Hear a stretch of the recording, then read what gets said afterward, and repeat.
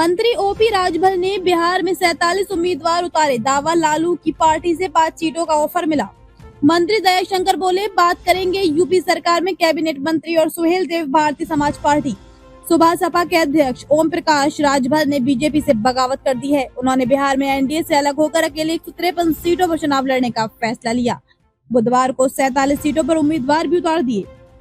सुबह सपा के राष्ट्रीय प्रमुख महासचिव और मंत्री के बेटे अरविंद राजभर ने पटना में प्रेस वार्ता की। उन्होंने दावा किया कि लालू प्रसाद यादव की पार्टी आरजेडी ने उन्हें 5 सीटें ऑफर की थी, लेकिन उन्होंने इसे ठुकरा दिया। अरविंद ने बिहार में अकेले विधानसभा चुनाव लड़ने का कारण बताया। कहा, पार्टी 19 साल से बिहार में अपने संगठन को बढ़ा रही है, कार्यक्रम, रैली और जनसभा पर अपना शक्ति प्रदर्शन करती रही है। हमारा प्रयास था कि हम यूपी में एनडीए के साथ हैं, संगठन को बढ़ा रहे हैं। वैसे ही हमारा प्रयास था कि अगर हमारा दमखम बिहार में भी है तो हम बिहार में भी बीजेपी और एनडीए को मजबूत करें।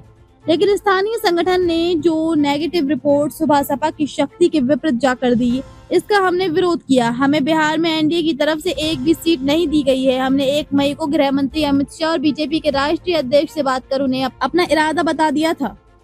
5 मई को सुबह सपा की बैठक की ओर बीजेपी के बड़े नेताओं से बताया था कि अगर आगे एनडीए से हमारा गठबंधन हो जाता है तो हम साथ चुनाव लड़ेंगे, नहीं तो हम अकेले चुनाव लड़ेंगे। हमारी कोशिश थी कि बात हमारी बन जाए।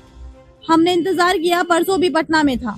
बीजेपी से रिस्पांस न आने पर कैंडिडेट का किया ऐलान, प्रत्याशियों की घोषणा करनी थी, लेकिन हमने जानबूझकर नहीं किया, पर ये बता दिया था कि इतने प्रत्याशियों की लिस्ट जारी करूंगा। पहले अपनी तरफ से कोई गलती नहीं चाहता था, इसलिए हमने एनडीए के शीर्ष नेतृत्व का इंतजार किया।